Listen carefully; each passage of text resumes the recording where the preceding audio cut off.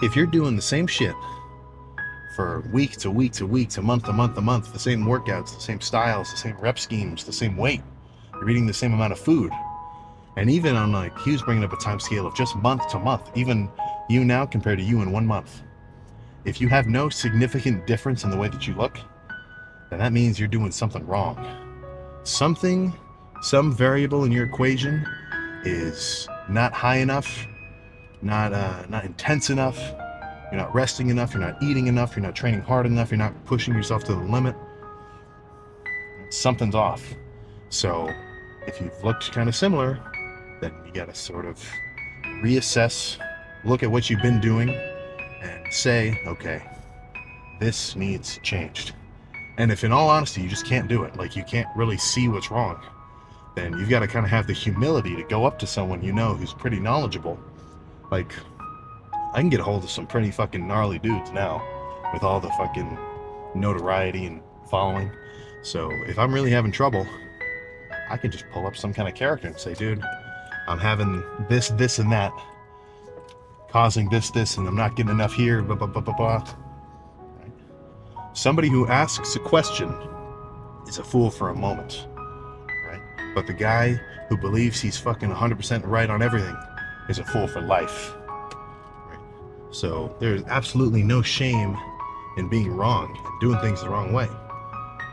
But there is if you never change, right? It's like, sure, the best case scenario would be you've been training perfectly this whole time from the beginning. But the second best case scenario is trying to improve starting now in the present. That's something that I feel like I'm certainly in the fucking middle of all the time. In no way, apart from a few key factors, apart from when I talk about calories, when I talk about how you need to do your cardio, and when I talk about how you need to push your sets as hard as you can within reasonable rep schemes. Like, I don't know if it's really in your best interest to do like 50 rep sets. I think that's beyond the realm of solid growth. I think we all kind of get most hard sets should be failure around the 10 to, well, I mean, like, I know this doesn't sound like me, but studies show, 6 to 30 reps around there is about right. But 8 to 12, I'd say that's where your real bread and butter is for most hard, heavy sets. When you go lighter, you can do a bit more, but it is whatever, right? Yeah, so apart from those factors, things that I say and I really do stand behind completely, which, I mean, fuck, if it comes out tomorrow, I've been absolutely limiting my gains, and I'd be twice as big as I am now if I didn't do my cardio. And cardio is actually bad for you, right?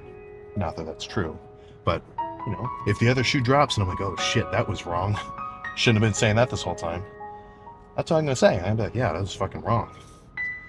So my approach to training over the course of the years that I've been doing it, it's changed. There's no more fucking 25 set workouts, right?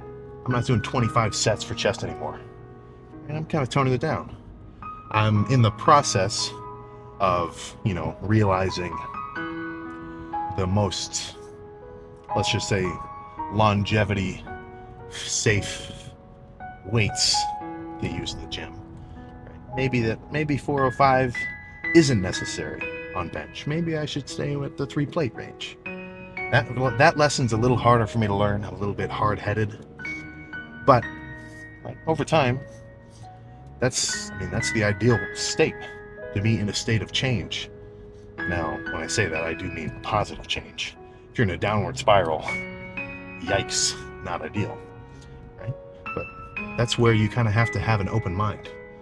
Like I was saying a second ago, if you're fucking locked into what you're doing now and you won't even hear anything else, if you can't even listen to an opposing opinion and say, I see where you're coming from, I like your explanation, that actually does make some sense, and now it's making me kind of question some things that I've been doing, right?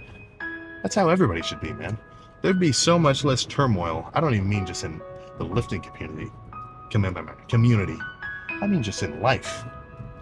To be able to kind of understand somebody's perspective, put yourself in their shoes, realize maybe the factors and the variables that they've dealt with, and understand why they've come to certain conclusions and why they act certain ways, then in a sense you can kind of detach any behavior that kind of doesn't hit you the right way, sort of rubs you backwards, and just say, man, fuck, dude, that's how he was raised. Not gonna really bother me. If you run into somebody who's a total asshole, and instead of letting any kind of negativity infect your mind and just being like, well, this guy's an asshole, yeesh, move on. Come on. Way better, right? Develop the stoic, information gathering, peace seeking mentality, and all will be well around you. If somebody tells you something, keep your ears open. You never know when somebody's just going to drop a fucking knowledge bomb, lifting or not. It's in your best interest to just be open to that shit, right?